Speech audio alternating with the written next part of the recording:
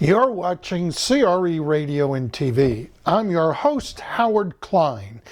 In today's video and podcast, I get to interview Las Vegas City Councilman Brian Knudsen.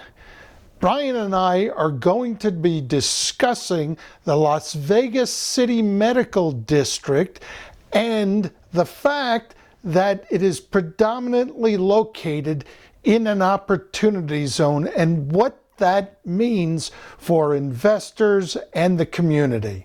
We'll be right back.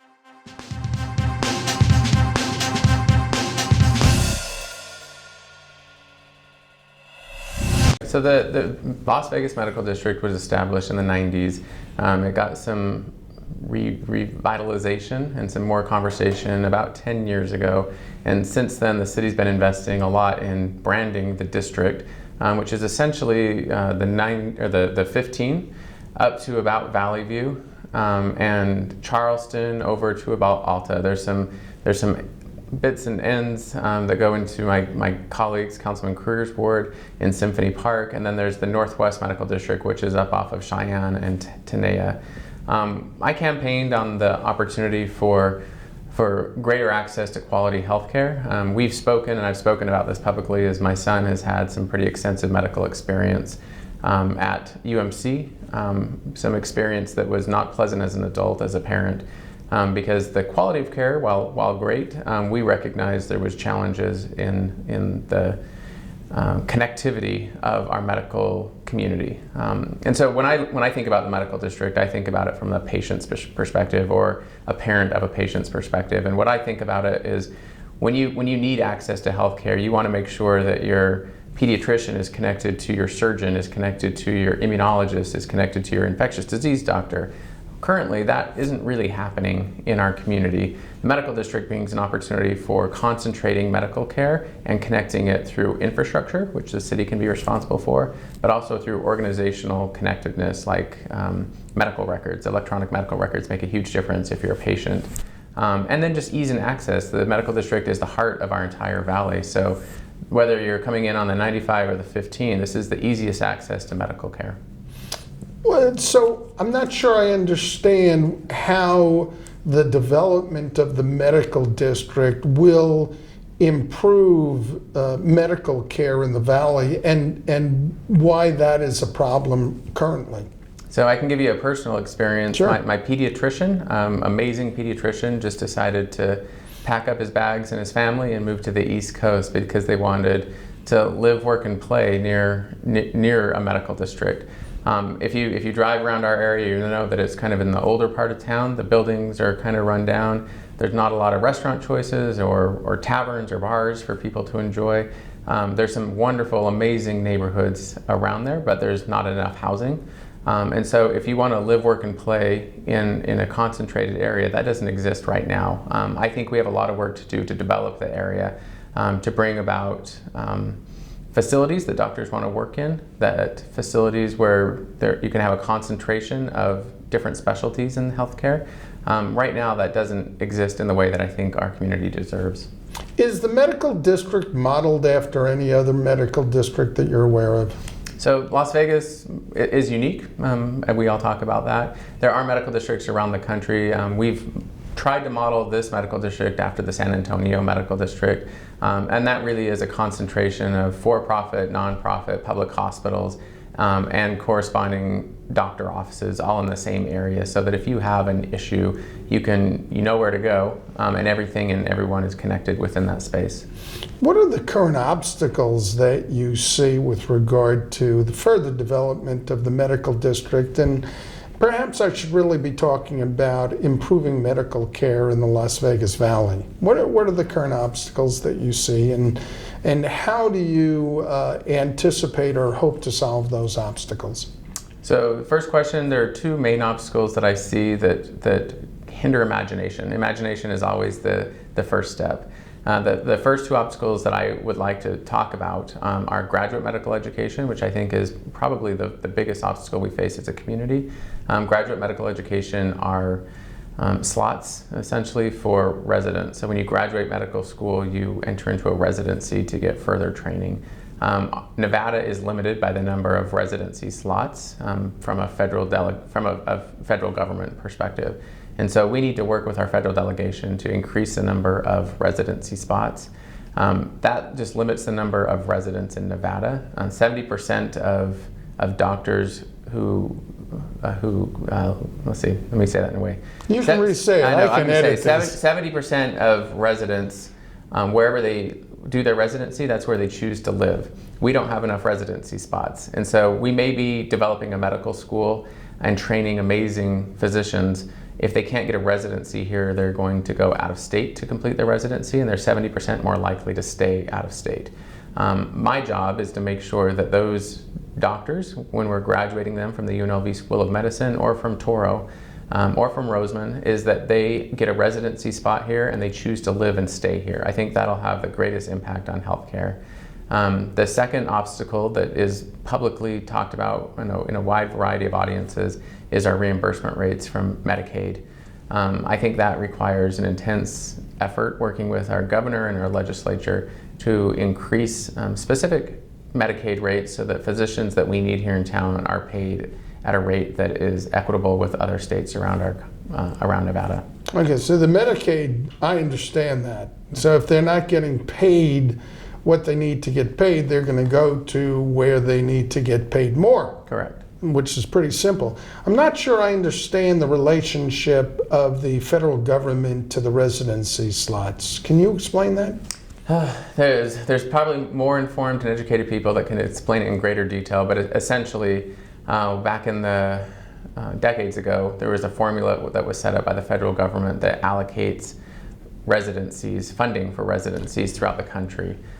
We have a lack of residency spots in Nevada because we're newer, and frankly, we've only had a medical school now in Nevada, in Las Vegas, for a couple of years. On the East Coast, say Pittsburgh, for example, they have an abundance of medical schools and they have an abundance of residencies. Right now, there's too many residency slots on certain states or certain localities in the East Coast, and not enough in the West Coast. So it's going to take our federal delegation working with representatives from across the country to reallocate those residency spots to Nevada. More residents mean longer-term physicians here in Nevada that have close ties to our community. The medical district is located predominantly, is it all located in an opportunity zone, or is it predominantly located in an opportunity zone? Predominantly would be a good adjective. It's a good chunk of it is in an opportunity zone. How do you perceive opportunity zones and the opportunity zone programs and the benefits?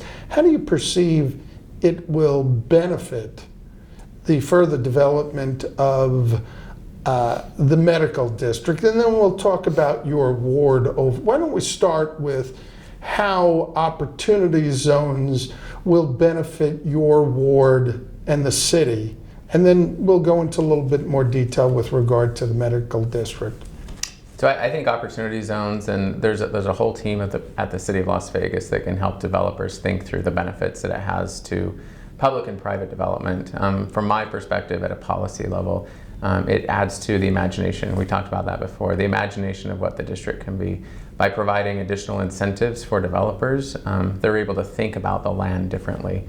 So much of the medical district is in an opportunity zone, and my job is to reach out to the development community to say there are multiple advantages to developing in the medical district, whether you're developing housing or you're developing medical infrastructure, or medical office space, or a hospital. There's a variety of incentives that'll make it profitable for you. At the end of the day, we still live in an economy that values profit, and developers want to come into an area where they're going to make money. And so my job is to understand what's in the best interest of the public, what's in the best interest of the surrounding neighborhoods and community, but also understand what incentives will allow for a developer to be creative and think about how they can assemble land and develop something that'll be in the best interest of the community and the developer. What are some of the obstacles that you understand currently exist with regard to opportunity zones and the medical district? I would say the only real challenge that we face is because of it's infill development. It's not a blank slate. It's not wide open land where somebody can come in and just develop anything they want. There's a lot of aged infrastructure, and the city's going to be investing quite a bit of money in updating the infrastructure. But there's also smaller parcels of land, larger parcels of land that are owned by a variety of different interests. And so for a developer to come in with anything substantial, they have to acquire land from private interests. That has nothing to do with the government. So they have to go out and find the multiple landowners or building owners or lessees and identify what it'll take to assemble a parcel of land to develop something meaningful.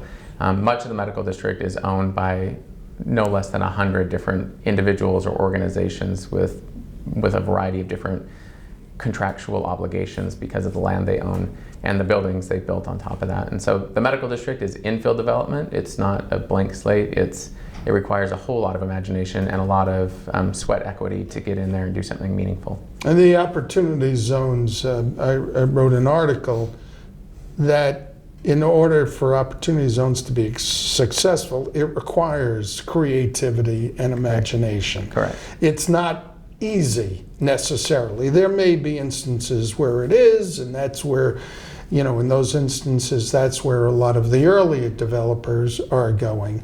But you have to sit down and say, okay, there are 4 parcels here, each of which has 2 fourplexes. How do we make this financially worthwhile and beneficial to the community? Correct. And that takes some homework. What about zoning and block zoning? Is zoning no longer an issue with regard to opportunity zones and further development in the medical district? I did a roundtable of developers right after I was elected, and zoning and land use law is the first thing that came to their mind in their request of making it easier to develop. And so Las Vegas has some antiquated zoning laws, much like every other jurisdiction in our country. The developers, the brokerage firms are looking for consistency in land use laws. So every project that comes forward is going to have a constituency that loves it and a constituency that hates it. Developers or people who are working to develop a property are looking for consistency so they don't have to juggle between multiple interests. I think as a local government, we have an obligation to create a level playing field and expectation of what they can develop so they don't invest a lot in doing something that will never come to fruition. Zoning and land use laws have a lot to do with that. Currently, there's a portion of the medical district that's covered under form-based code that's intended to make it easier for a developer to come in based on set expectations from surrounding constituents. I am going to be asking the city to evaluate expanding zone form-based code within the entire medical district to establish a level playing field for the developers so they know that where my heart is, where my intentions are, is to develop that medical district. What kind of infrastructure is currently on the table, and to the extent that there's other infrastructure that you would like to see coming into your ward in the medical district? So what's the current infrastructure that's currently planned? So right now, if you drive through the medical district, it's an aged infrastructure, it's obvious. The city is doing a significant renovation of the Charleston corridor between the 15 and Rancho, widening it to make it easier to walk. They'll also make it available for high density transit, like something like light rail in the future. There's also a significant infrastructure improvement project along the Rancho corridor between the 95 and Sahara. There'll be some widening of most of Rancho. There'll be some expanded sidewalks for walking.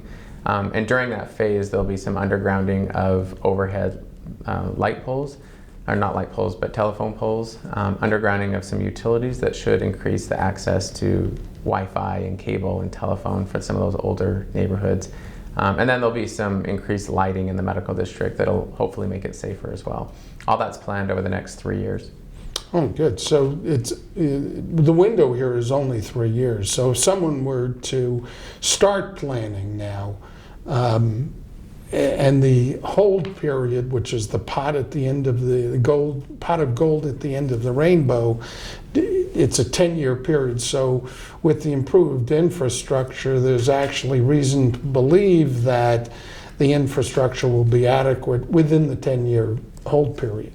Correct. And if you're a developer watching this, you should start thinking about if you're going to buy a parcel of land or you're going to develop, if the city's already dug a trench because they're going to be undergrounding, now's a good time to develop. And so this is a signal to the development community that the city's investing. Now's a good time to invest as well.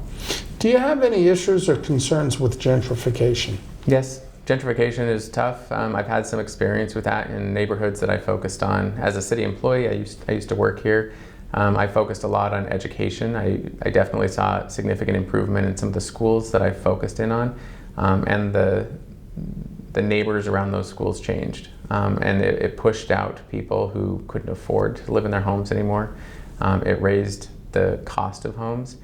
I struggle with that. It's a moral dilemma that I face because we don't have a lot of space or services for people in poverty in our community, and I think about 70% of our community is struggling with poverty at any given time. So gentrification is definitely something I am very concerned about. I don't have an answer for you. I do think that development is important. I think that increased access to healthcare is important. That will have residual impacts on the surrounding neighborhoods that will raise the cost of their homes, which will potentially push people out. I welcome ideas or opportunities to think about that differently. Right now, I've struggled with it. I just did an interview with a gentleman by the name of Daryl Carter, who has been doing workforce and affordable housing for over 20 years, before opportunity zones existed. And now he's also added to the mix opportunity zones because a number of his properties and projects are already in opportunity zones because that's what he was focusing on before. And I'd suggest I'll send you a copy of that video. I did it 2 days ago. Hopefully it'll be out this weekend. You should take a look at that because a lot of his focus is on retaining the existing residents. Mm-hmm. You know, kicking out those who are bad residents, but retaining as many as possible so that his places, you know, may not have marble and may not have granite countertops and whatever, but he's got a secret sauce that works, is able to keep the prices reasonable and retain 85% of the existing residents, and that's his goal. So when you have an opportunity, and you may want to actually, I'll introduce you to Daryl because he's got about a $2 billion fund that and lots of experience and very knowledgeable. Is what can citizens do to help you? So I think the imagination, that's the biggest struggle I always encounter is people are constituents, residents in our community are set in the ways that, say, Charleston used to have horses up and down Charleston because this used to be an old western town, and there are still people who think that that's what Las Vegas is. I think we need to examine what Las Vegas is and what it's going to be in the next 10 to 15 years.